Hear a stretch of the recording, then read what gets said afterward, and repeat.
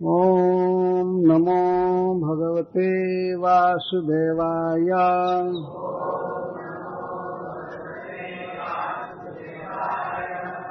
ओम नमो भगवते वासुदेवाय।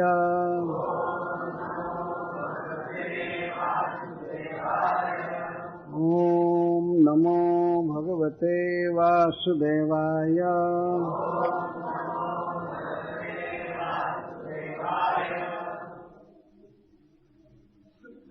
श्री प्रहलाद उवाच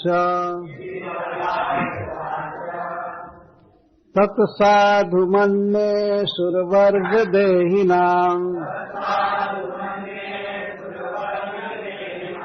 सदा समुद्विग्न धियाम् सद्ग्रहात्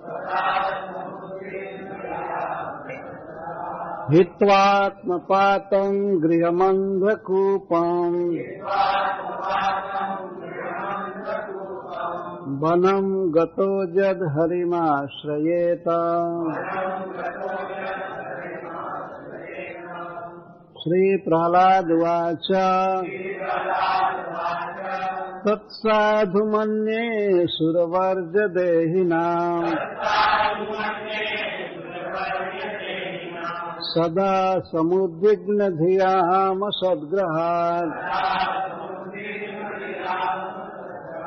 हित्वात्मपातं गृहमन्धकूपम्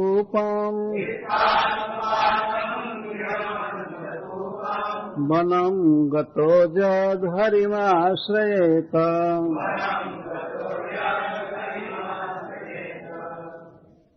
श्री प्रहलाद उवाच श्री प्रहलाद महाराज ने कहा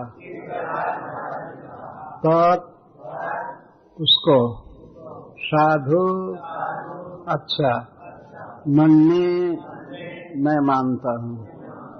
असुर वर्ग हे असुर श्रेष्ठ देहिनाम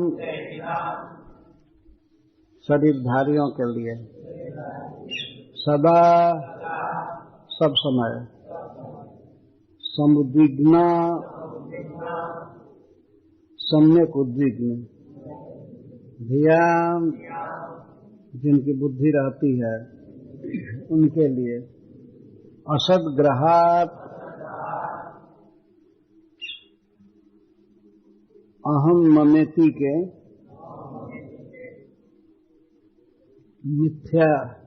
मिथ्या आग्रह के कारण हित्वा त्याग कर आत्मपातम आत्मा का पतन कराने वाला गृहं घर गृहस्थी को अंधकूपम और जो अज्ञान में डालने वाला अंधकार से भरे हुए कुएं के समान वनम वन में गतः जाकर जद जो हरि श्री कृष्ण का आश्रयेता आश्रय लिया जाए। अनुवाद प्रहलाद महाराज ने उत्तर दिया हे असुर श्रेष्ठ दैत्यराज जहाँ तक मैंने अपने गुरु से सीखा है ऐसा कोई व्यक्ति जिसने क्षणिक देह तथा क्षणिक गृहस्थ जीवन स्वीकार किया है वह निश्चय ही चिंताग्रस्त रहता है क्योंकि वह ऐसे अंधे कुएं में गिर जाता है जहां जल नहीं रहता, केवल कष्ट ही मिलते हैं। मनुष्य को चाहिए कि इस स्थिति को त्याग कर वन में चला जाए। स्पष्टार्थ यह है कि मनुष्य को चाहिए कि वह वृंदावन जाए जहाँ केवल कृष्ण भावनामृत व्याप्त है और इस तरह वह भगवान की शरण ग्रहण करे। तात्पर्य हिरण्यकशिपु ने सोचा कि प्रहलाद अभी छोटा सा अनुभवहीन बालक मात्र है, अतः वह कुछ ऐसा उत्तर देगा जो मन को भाने वाला होगा, व्यवहारिक नहीं होगा। किंतु प्रहलाद महाराज ने उच्च भक्त होने के कारण शिक्षा के सारे गुण प्राप्त कर लिए थे। जस्यास्ति भक्तिर भगवत किंचना सर्वैर गुणस्तत्र समासते सुरा हराव भक्त से कुतो महद गुणा मनोरथे न सति धावतो बही। जिसकी कृष्ण में अविचल भक्तिमयी श्रद्धा होती है वह निरंतर कृष्ण तथा देवताओं के सारे सद्गुण प्रकट करता रहता है। किंतु जिसमें भगवान की भक्ति नहीं होती उसमें सद्गुण नहीं पाए जाते, क्योंकि वह मानसिक कल्पनाओं के द्वारा जगत में व्यस्त रहता है जो भगवान का बाह्य रूप है। तथा कथित शिक्षित दार्शनिक तथा विज्ञानी जिस भौतिक स्तर को प्राप्त होते हैं वह सत अर्थात शाश्वत तथा असत अर्थात क्षणिक में अंतर नहीं कर पाते। वैदिक आदेश है असतो मां ज्योतिर्गमय। प्रत्येक व्यक्ति को चाहिए कि वह नश्वर सत्ता को त्याग कर शाश्वत स्तर को प्राप्त करे। आत्मा शाश्वत है और शाश्वत आत्मा विषयक कथाएं वास्तविक ज्ञान है। अन्यत्र कहा गया है कि अपश्यताम आत्मतत्वम गृहेषु गृह में अधिनाम। जो देहात्म बुद्धि से जुड़े रहते हैं और जो भौतिक इंद्रिय सुख के स्तर पर गृहस्थ के रूप में जीवन से चिपके रहते हैं वे शाश्वत आत्मा के कल्याण को नहीं देख पाते। प्रहलाद महाराज ने इसकी पुष्टि यह कह करके की कि जो व्यक्ति जीवन की सफलता की आकांक्षा रखता है उसे सही स्रोत से तुरंत यह समझ लेना चाहिए उसका स्वार्थ जिसमें है और आध्यात्मिक चेतना में वो अपने जीवन को किस प्रकार ढाले। मनुष्य को चाहिए कि वो अपने को कृष्ण का अंश समझे और निश्चित आध्यात्मिक सफलता के लिए उनके चरण कमलों में पूर्णतया समर्पित हो ले। इस भौतिक जगत में प्रत्येक व्यक्ति देहात्म बुद्धि के कारण जन्म जन्मांतर कठिन जीवन संघर्ष करता रहता है। अतः प्रहलाद महाराज ने बताया कि इस बारंबार जन्म मृत्यु के दशा को रोकने के लिए मनुष्य को वन में चला जाना चाहिए। तो श्री प्रहलाद महाराज का यह उत्तर बहुत प्रसिद्ध है और श्रील प्रभुपाद जी ने इस श्लोक पर कई बार प्रवचन किया है जो कैसेट में है। प्रहलाद महाराज अपने पिता के घर पर ही घर के पास ही गुरुकुल में पढ़ते थे। जब शुक्राचार्य पुरोहित थे दैत्यराज हिरण्यकश्यप के गुरु थे तो उनके दो पुत्र षंड और अमर्क बच्चों के गुरु बने। राजा के गुरु थे शुक्राचार्य तो राजकुमार के गुरु षंड और अमर्क और वे दैत्यराज गृहंती के दैत्यराज हिरण्यकश्यप के घर के निकट ही बहुत दूर वन में नहीं वे पढ़ते थे। अन्य बच्चे भी पढ़ते थे और श्री प्रहलाद महाराज जो राजा के पुत्र थे पढ़ते थे। तो प्रहलाद महाराज की विशेषता थी कि जो कुछ भी शिक्षक लोग पढ़ाते थे ये उसको पढ़ते थे और याद भी कर लेते थे पूरा सुनते थे ध्यान से और बात पूछते थे तो बोल देते थे हाँ, लेकिन मन में अच्छा नहीं मानते थे क्योंकि उन शिक्षाओं में स्व पर का आग्रह असद आग्रह मैं हूं या मेरा है या तुम हो तेरा है इस प्रकार का असत आग्रह था तो अच्छा नहीं मानते थे पर पाठ कर देते थे। तो गुरुओं ने देखा कि बहुत अच्छा पढ़ा है तो राजा हिरण्यकश्यप के पास वे लोग ले गए बहुत प्यार से ले गए और सोचे कि राजा कुछ इनाम देगा, हम लोगों को पढ़ाए हैं इतना अच्छा, तो बहुत अच्छा पाठ बोल देते थे।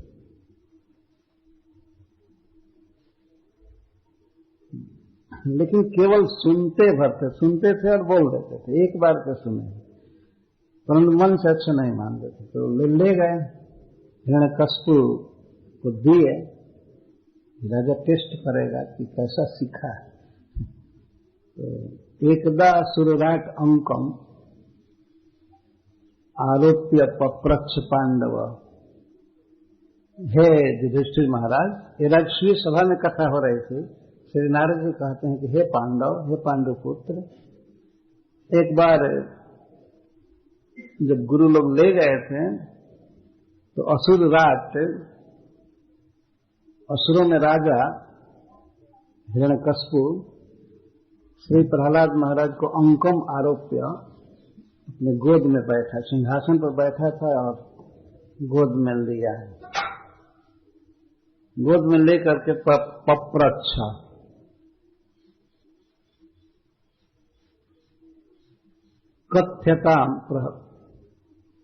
कथ्यताम प्रहलाद, बोलो।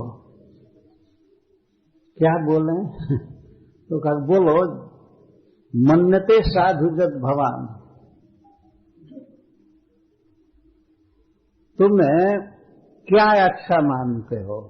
साधु शब्द उसने कहा कि अब तुमको क्या अच्छा लगता है? तो जैसा श्रील प्रभुपाद जी लिखते हैं कि हिरण्यकश्यप ने सोचा कैसे ही बोलेगा, बच्चा है, क्या अच्छा बुरा, तो अच्छा बुरा का क्या ज्ञान है, कोई प्रैक्टिकल बात नहीं बोलेगा, ऐसे ही बोलेगा। अथवा ये बोलेगा कि ऐसे शासन करना चाहिए, ऐसे राजा बनना चाहिए। वो सोचता था कि मेरे बाद उत्तराधिकारी यह होगा, तो राजनीति की बात करेगा, ये करेगा। तो मन्यते साधु जग भवान, आप जिसको ठीक मानते हो, सही मानते हो, कुछ बोलो। भवान शब्द कहा, भवान आदर में अर्थ होता है। पहले कहा आप किसको अच्छा मानते हैं? अपने बच्चे को प्यार से ऐसे बोला जाता है, क्या अच्छा मानते? तो श्री प्रहलाद महाराज ने उत्तर दिया यह श्लोक, तत्साधुमन्ये असुरवर्ज देहिनाम सदा समुद्रग्न धियाम असद्ग्रहात् हित्वात्मपातम गृहमंधकूपम वनम गतोजद हरिमाश्रयतम। हे असुरवर्ज, हे समस्त असुरों के नायक,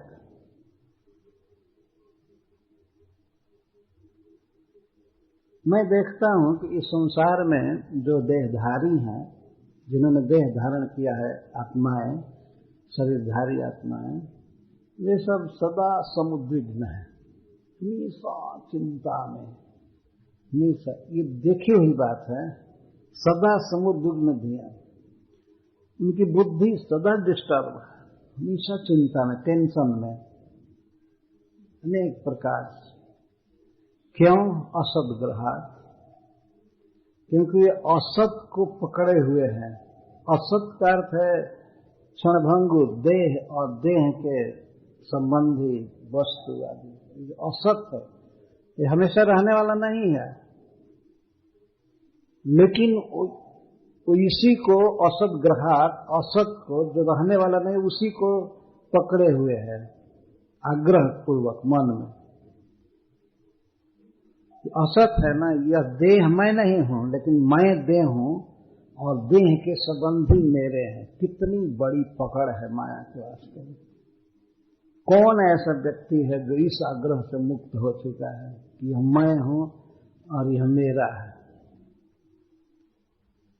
तो ये जो आग्रह है क्षण क्षण में बैफिल्ड होता रहता है, प्रतिहत होता है, देखता है कि हमारा देह नाशवान है, जा रहा है, उसको स्वस्थ रखना चाहता है, संबंधियों को, वस्तुओं को, घर द्वार को बिल्कुल कंप्लीट रखना चाहता है, लेकिन ये तो जाएंगे, तो असत हैं, परिवर्तनशील हैं और अंत में तो सब छूट ही जाएंगे। तो इस कारण से सदा समुद्र धिया। अतः हे महाराज, पिताजी नहीं कह रहे, हे महाराज, राजा है ना, मैं तो इसी को अच्छा मानता हूं, गृह छोड़ करके और वन में जा करके भगवान श्री हरि का आश्रय लिया, यही मुझे अच्छा लगता है। विशेष करके शिक्षा थी कि आपको चाहिए कि ये घर छोड़ करके और वृंदावन जाकर भजन कीजिए, हरि का आश्रय लिया। ओहो, इतना सुना हृदय कष्ट। सुत्वा पुत्र गिरह दैत्य परपक्ष समाहित जहास बुद्धिर्बाला नाम भिद्यते पर हित्वात्म पातम गृहमंद कूपम, गृह को छोड़ देना, छोड़ना चाहिए, त्यागने के लिए कह रहे हैं। हित्वा, ये कभी अपने आप घर गृहस्थी नहीं छूटेगी, छोड़ना पड़ेगा। तो इसको छोड़ करके हित्वा, क्यों छोड़ करके? क्योंकि आत्मपात है और अंधकूप है, आत्मा का पतन कराने वाला है। आत्मा का पतन क्या है? कृष्ण भावना से गिर जाना, ये आत्मा का पतन है। कृष्ण की याद न रखना, कृष्ण की भक्ति न करना, और गृह अंधकूपम, अंधकूप अंधेर, अंधेर डार्कनेस से भरा हुआ कुआं, वो क्या है? अंधकूप का अर्थ है अज्ञान जिसमें छाया रहा, यह मैं हूं, यह मेरा है, ये है, ये है, यही है अंधकूप। और इस कारण से सदा उद्योग में बुद्धि रहता है व्यक्ति। अतः अंधकूप अज्ञान भर देने वाले इस घर गृहस्थी को और आत्मा का पतन कराने वाले इसको छोड़ करके और वृंदावन में जा करके भगवान हरि का आश्रय लिया जाए, श्री कृष्ण का भजन किया जाए, भक्ति की जाए, यही मैं अच्छा मानता हूं। तत्साधु मन, वो पूछे कि क्या साधु मानते हैं, अच्छा मानते हैं? तो प्रहलाद जी ने कहा कि मैं इसको अच्छा मानता हूं। हिरण्यकश्यप को गोद में लिए था प्रहलाद जी पर हंसने लगा, जहाज पहले हंसी आ रही है, ओह अभी क्रोध नहीं किया, हंसी आई। श्रुत्वा पुत्र गिरह दैत्य परपक्ष समाहित, परपक्ष शत्रु के पक्ष में जो परिनिष्ठित बात थी ये सुना। हरि, हरि मतलब श्री विष्णु श्री कृष्ण, परपक्ष समाहित, परपक्ष में समाहित थी अर्थात परिनिष्ठ बात थी। तो जहास हंसा, ठठा करके हंसा, जहां से बुद्धि बाला नाम भिद्यते पर बुद्धि भी, उसने कहा भी, हंसते हुए कहा, बच्चों की बुद्धि पर बुद्धि भी दूसरे के बुद्धि द्वारा या शत्रुओं के द्वारा भिद्यते, भिन्न हो जाती। कोई बात नहीं है, गुरुजनों के प्रति भी ध्यान से देखा था। बच्चों की बुद्धि पर बुद्धि भी भिद्यते, भिद्यते मतलब कि अपने सिद्धांत से हट जाती है। राजा बनना या भोग भोगना ये सब बात से हट करके और शत्रु के पक्ष की बात कर रहे हैं, करे हरि का भजन करना चाहिए। तो हंसी आ रही थी, बच्चा है कोई आकर के सिखा दिया होगा, बहुत हल्का ले रहा था, हंसा। जहां से बुद्धि बाला नाम भिद्यते पर बुद्धि भी, पर बुद्धि भी अन्यों के बुद्धियों द्वारा कई लोग लगेंगे प्रीचिंग करने के लिए, तो एक को क्या डिगाना कठिन है। पर बुद्धि भी दूसरे के बुद्धियों द्वारा बाला नाम बुद्धिर भिद्यते, बच्चों की बुद्धि नष्ट हो जाती है। हंसा इस बात से कि मेधावी है, कोई वैष्णव आया होगा, सिखा दिया होगा, हरे कृष्ण करो, बस करने लगा। बच्चे जल्दी ग्रहण करते हैं, है ना। वो बहुत फिलोसफिकल मीमांसा की नहीं करते हैं, जो सिखा दिया सीख जाते हैं। सम्यक विधार्यताम बालो, फिर उन लोगों संगमर से कहा सम्यक विधार्यताम बालो गुरु गेहे दुजात भी, प्रतिपक्ष गुरु गेह में ले जाओ, पहले अपने घर ले जाओ इसको, बच्चे को, और सम्यक विधार्यता, ठीक ठीक पढ़ाइए, ठीक ठीक पढ़ाइए। विष्णु पक्ष है प्रतिक्षण है न भिद्यता से धीर जथा, जिससे कि इसकी धी, इसकी बुद्धि विष्णु पक्ष है, विष्णु के पक्ष में रहने वाले वैष्णवों के द्वारा इसकी बुद्धि कभी भिन्न न हो पाए। न भिद्यता अस्य धीर जथा, इसकी बुद्धि भिन्न न हो, ले जाए। अच्छा से पढ़ाई कीजिए। और जरा ध्यान रखिए कि कोई वैष्णव स्कूल में आता है क्या, तो फिर सोनमर्क ने कहा कि सरकार ऐसा तो कभी हुआ नहीं कि कोई आया और आपके घर में, आपके घर के पास पढ़ाई हो रही है, यहाँ किसकी हिम्मत है कि कोई वैष्णव आ जाए इधर। तो कहता है प्रतिक्षण में, अरे वैष्णव बड़ा भेष बदल बदल कर चलते रहते हैं, छिप करके आते हैं, जेंटलमैन बन करके आते। तो जरा ध्यान रखो कौन कहां से आया। विष्णु पक्ष प्रतिक्षण रहते हैं, छिप करके प्रचार करते हैं। वे लोग आकर के सिखाए हमें कि वृंदावन जाना चाहिए, श्री कृष्ण का भजन करना चाहिए, ये और कौन सिखाएगा। यह प्रतिक्षण कुछ ऐसे वैष्णव होते हैं जो छिप करके रहते हैं और हो सकता है हमारे राजमहल में भी घुस रहे हो, तो ऐसे इस बच्चे को सिखाया गया। इसलिए सम्यक विधार्यता, बच्चे को ठीक से रखिए, ठीक से सिखाइए। और सांड अमर इसके बाद लाए प्रहलाद महाराज को अपने घर पर। गृहम आनी तबाही माह्यूय प्रहलादम दैत्य याजका, ये तो दैत्य के याजक थे, पुरोहित थे। प्रहलाद महाराज को जल्दी जल्दी लोग घर पर लाए, सरकार की आज्ञा है ठीक से सिखाओ। तो ले गए घर पर और वहां जाकर के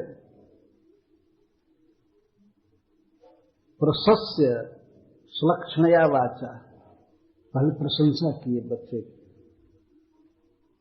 कितना अच्छा लड़का है प्रहलाद। पहले प्रशंसा की, खूब प्रशंसा की, तुम बहुत बुद्धिमान हो, पढ़ने में भी तेज हो, तुम्हारा स्वभाव बहुत अच्छा है। सुलक्षण है, मधुर वाणी से समपृच्छन्त सामधि, और साम नीति से पूछने लगे। पहले ये पता उनको लगाना था कि कौन इसकी बुद्धि को फेरा है। तो पुचकार करके और सराहना करके साम नीति से प्रहलाद महाराज से पूछे, वत्स प्रहलाद भद्रम से, पहले बेटा कहे, बेटा प्रहलाद, नाम रख बेटा प्रहलाद, भद्रम से, तुम्हारा बहुत बड़ा कल्याण हो, तुम्हारा हित हो, तुम्हारा कल्याण होगा। कल्याण मतलब अभी हम बहुत सुंदर मिठाई खिलाएंगे तुमको, भद्रम से तुम्हारा कल्याण होगा, तुम्हारा कल्याण हो मतलब अभी हम खिलाएंगे, बहुत अच्छा प्रसाद देंगे तुमको, मिठाई देंगे, ये देंगे, वो देंगे। सत्यम कथय मां मृषा, एक बात हम पूछ रहे हैं, हम कौन है जानते हैं, तुम्हारे गुरु है, तो सत्य बोलना है। सत्य बोलो और मां मृषा, झूठ मत बोलो, दोनों का है। सत्यम कथय मां मृषा, सत्य बोलना, झूठ नहीं। बाला नति कुतस, बाला नति कुतो तुभ्यम, ये सब बुद्धि विपर्य। इन सारे बच्चों से भिन्न तुम्हारी बुद्धि कैसे हो रही है? बालन अति, बच्चों की बुद्धि और सब खेलने, खाने, मनोरंजन आदि में लगा हुआ है, तो उनसे भिन्न तुम्हारी बुद्धि कैसे हुई? बहुत शांति से पूछो, कैसे बुद्धि हुई तुम्हारी? ये विष्णु के भजन की बात तुम कर रहे हो, इस प्रकार की कंडम बुद्धि तुम्हारे पास कैसे आई?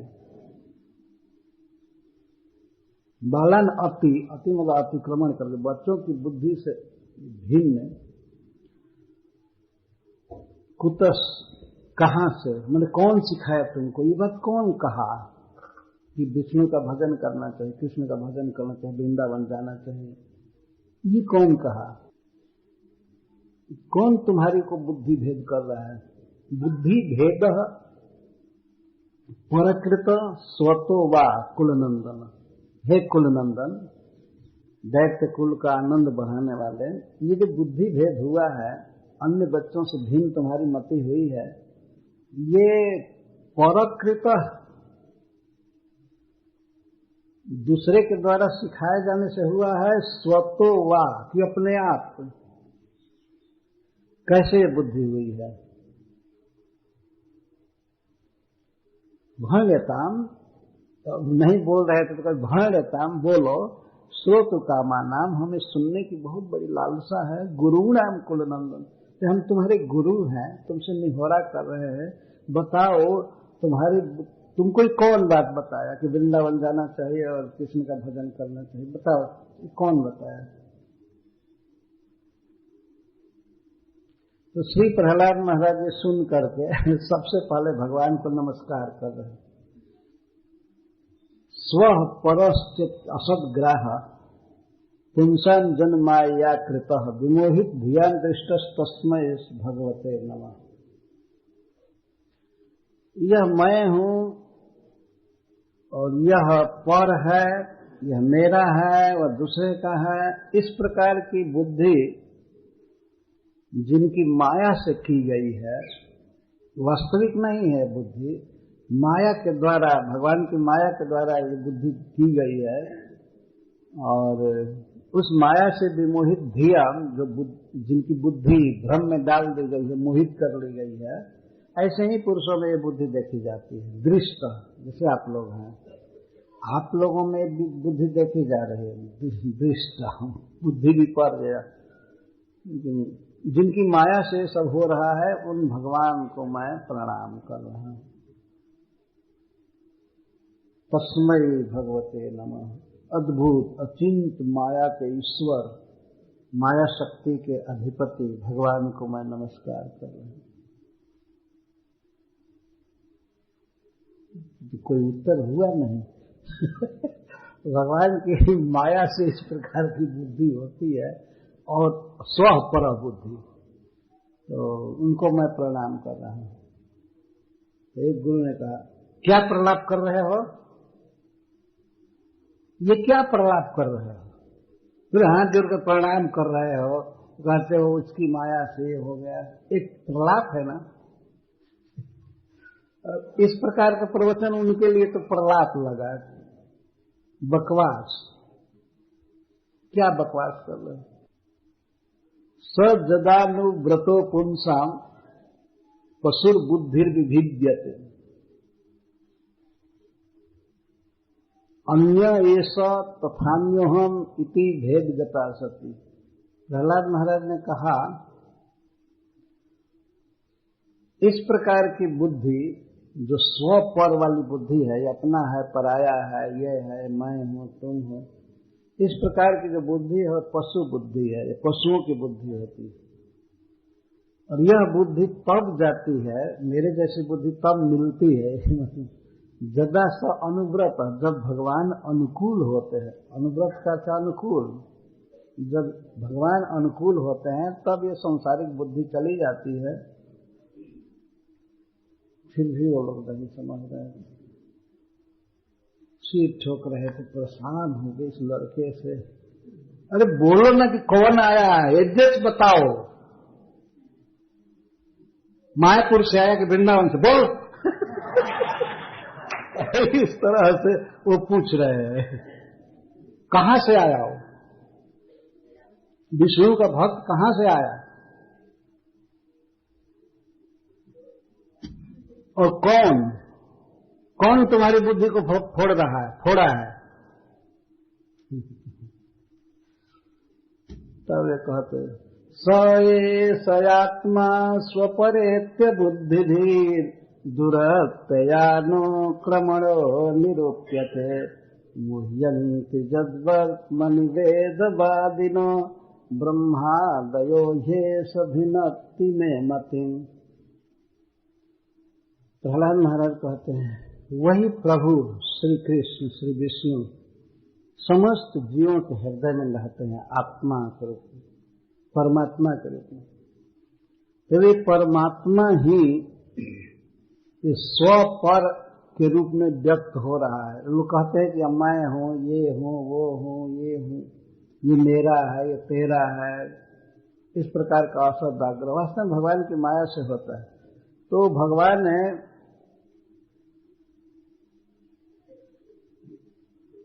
मेरी बुद्धि को फेर रहे हैं, मेरी बुद्धि में भेद डाल रहे हैं। तो कौन है भेद डाल रहा है? तो कहते दूरत्य अनुक्रमणो निरूप्यते, उनका लीला, उनका चरित्र, उनकी महिमा कह पाना कठिन है, कह पाना कठिन है। दूरत्य अनुक्रमण, उनकी लीलाएं, उनकी महिमा कहना कठिन है। मुह्यन्ति जद्वर्त्मनि वेदवादिनो, यहाँ तक कि वेद जानने वाले, वेदों का रहस्य जानने वाले ब्रह्मा आदि देवता भी जिनके विषय में भ्रमित हो जाते हैं,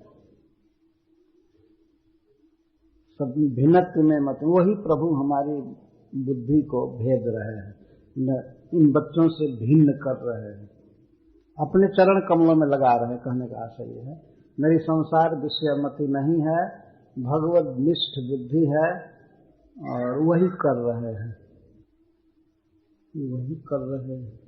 फिर भी नहीं समझ रहे थे। संदमर्क ने कहा, कोई दृष्टांत द्वारा समझाओ, दृष्टांत द्वारा समझाओ कौन है वो, तब उसी को पकड़ करके लाया जाए। राजा हिरण्यकशिपु से खबर देना है ना कि कौन तुम्हारी बुद्धि को भेदा है। ये कह रहे हैं कि वो भगवान, और दूरत्य अनुक्रमण है, ब्रह्मा आदि भी उनको नहीं पकड़ सकते। फिर भी तंग हो गए, तब प्रहलाद महाराज उदाहरण देकर समझाते हैं, यथा भ्राम्यत्ययः ब्रह्मन् स्वयमाकर्ष सन्निधौ तथा मे भ्रमते चेतश्चक्रपाणेर्यदृच्छया।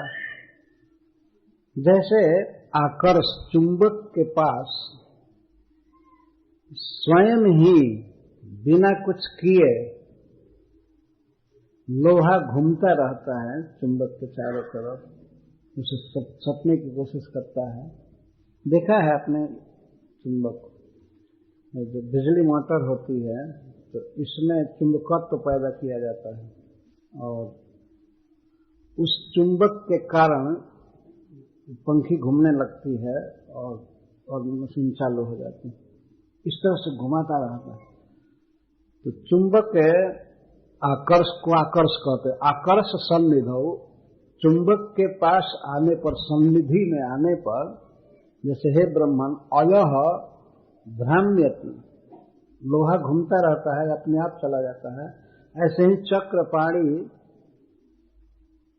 के सन्निधि से मेरा चित्त उनके तरफ चला जाता है, घूम जाता है, उनके पास चला गया, उनके चरण कमल में, उनकी लीला में, उनके चिंतन में। तो पूछो, तो उस चक्रपाणी के साथ तुम्हारा संग कैसे हुआ, कब हुआ, कब संग में आए? पूछते हैं चक्रपाणी सुन करके तो डर ही गए हम, सुदर्शन चक्र लेने वाला बोल रहा है, तो उसके साथ कभी तुम्हारा संग हुआ? कहाँ हुआ? तो कहते जदृच्छया। जदृच्छया का सबका उत्तर है कि हम दैव योग से या हमारे भक्ति से वे प्रसन्न थे, श्री नारद जी को हमारे पास भेजे। मतलब कहने का आशय ये है कि चक्रपाणी के साथ हमारा संग कैसे हुआ, इसको बता रहे हैं। वैसे चक्रपाणी तो स्वयं ही है हृदय में परमात्मा रूप से, लेकिन अब वे लोग जानना चाहते हैं कहाँ संग हुआ उसका, कब आया था मिलने। तो जदृच्छया बोल रहे हैं, जदृच्छया तो सर्वत्र रहता है, कहीं भी संग हो सकता है, इस तरह से बोल रहे थे। जब षंड और अमर्क ने दोनों गुरुओं ने सुना प्रहलाद की बात, वे तो चकित हो गए। तीनों राज सेवक, वो तो राजा के सेवक थे और राजा के लड़के को पढ़ाना है और बुद्धि विपरीत हो रही है। तब पहले तो सराहना किए थे प्रहलाद की, अब भर्त्सना करने लगे, भर्त्सना करने लगे, डांटने लगे। पहले मिठाई देने को कहे थे और अब डांटने लगे कि यदि बहुत धूर्त है, छिपा रहा है, नहीं बताएगा। ये नहीं बताएगा कि कहाँ का वैष्णव था, किस ड्रेस में आया था, कि बताएगा नहीं। तो ऐसे बोले, आनियताम अरे वेत्रम अस्माकम जशस्कर। बेंत लाओ, तो बेंत माने कोड़ा मारने के लिए, घोड़े को मारते हैं ना, अरे बेंत छड़ी। पहले शिक्षक लोग पढ़ाने में छड़ी रखते थे, अब तो कुछ भी छड़ी फड़ी नहीं है ना। तो अनियतम अरे बेत्रम, बेत लाओ तो बेत लाओ, तो कोई लाता नहीं, वास्तव में ऐसे ही तड़क भड़क कर रहे थे। अनियतम अरे बेत्रम अस्माकम अजशस्कर, हम लोगों के का नाम बदनाम कर देगा ये, हम लोगों का नाम बिगड़ेगा कि इन लोगों ने सिखाया है विष्णु की भक्ति।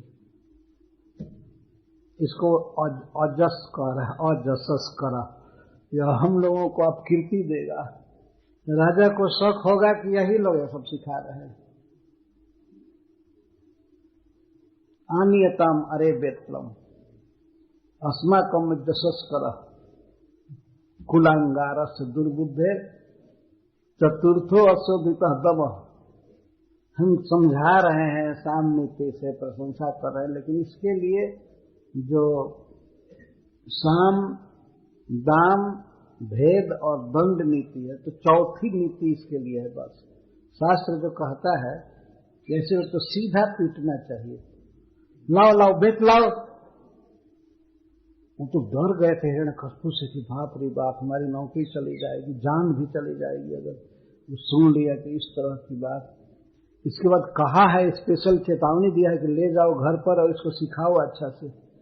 अगर दोबारा फिर बोलेगा वहां जाकर के, तब तो राजा तो पहली बार हंसा, लेकिन अब इसके बाद तो हमारी मरम्मत कर देगा, बहुत पीटेगा, जान ले लेगा। वो तो घबरा गए, तो कहते हैं बेत लाओ बेत लाओ। कुलांगार अपने कुल के लिए अंगार है, नाशक है, कुलनाशक। दुर्बुद्धि है, क्या इसकी बुद्धि है? राजा का बेटा है, अगर राज भोगने की इच्छा रहे, विष्णु की भक्ति छोड़ दे, इसको समझना चाहिए नहीं विष्णु उसका शत्रु है, इसके बाप का दुश्मन है और उसी का डिवोटी बन रहा है। कितनी बुद्धि खराब है। राजा के बाद उत्तराधिकारी नहीं बनेगा, राज नहीं भोगना चाहता, ये दुर्बुद्धि है। इस दूषित बुद्धि के कारण ये नहीं समझ रहा है कि इसके बाप के साथ और विष्णु के साथ क्या रिलेशन है। लाओ लाओ बेट लाओ, कोई ला नहीं रहा था। हो सकता है कोई दौड़ करके लाया होगा। बेट लाओ।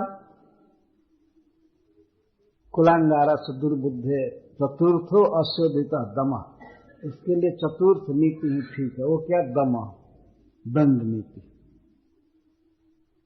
2-4 बेट मारा जाएगा तो इसके बाद कह देगा ये आया था, ये सिखाया हमको, यहाँ से आया था, वृंदावन से आया था, छोड़ दीजिए।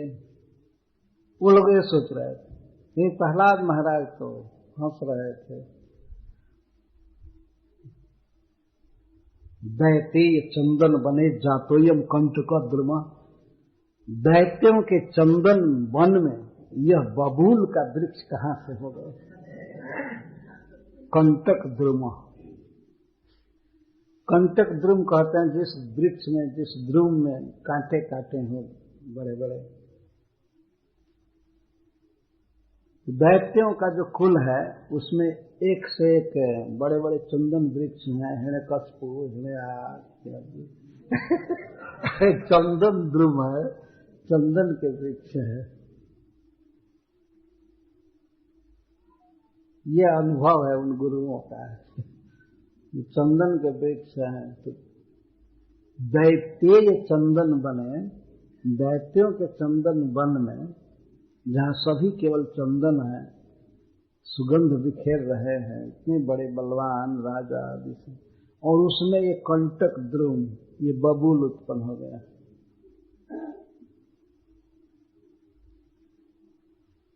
तन्मूल मूल परसोर विष्णु नालायित और भका।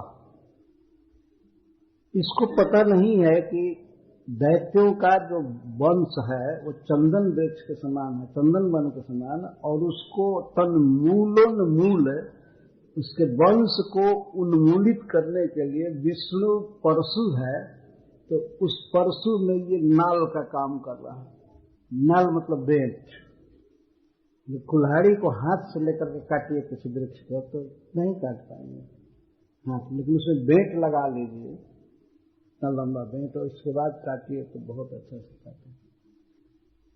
जब मैं पहल भागवत कह रहा था कहीं नालायित का अर्थ नालायक किया था, नालायक अर्थ नहीं होगा इसका, नालायित नाल बना हुआ, बेंट बना हुआ है। परशु है विष्णु, चंदन वन को काटने के लिए, तो उसमें बेंट का काम कर रहा है, मतलब तत्सहाय, अभी से सहायता करने लगा विष्णु। विष्णु के पक्ष में हो करके करेगा क्या? दैत्यों का वंश काटा जाएगा, विष्णु काटने पर पड़ा हुआ है, और उसमें ये बेंट का काम कर, अपने घर का लड़का ही उसके पक्ष में होगा। बहुत तड़क भड़क कर रहे थे। पहले प्रशंसा के तुम बहुत अच्छे लड़के हो, मिठाई देंगे, करेंगे, अब दैत्य चंदन बने जाते हैं कंटक द्रुमा। तन्मूलन मूल परसोर विष्णु नालायित और भका, और भका, अरे ठीक, अभी तो बच्चा है, अरे जवान होगा तो ये क्या करेगा, कितना विष्णु का पक्ष लेगा। बच्चा होकर के कहता है कि विष्णु का भजन करना चाहिए।